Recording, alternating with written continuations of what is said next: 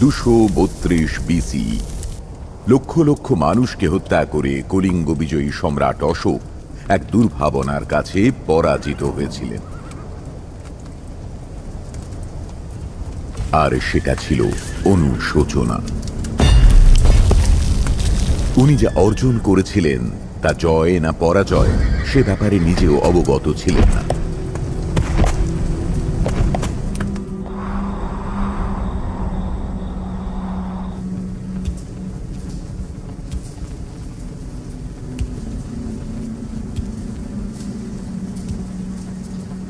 সেই অনুশোচনা একটি নতুন সংকল্পের জন্ম দেয়।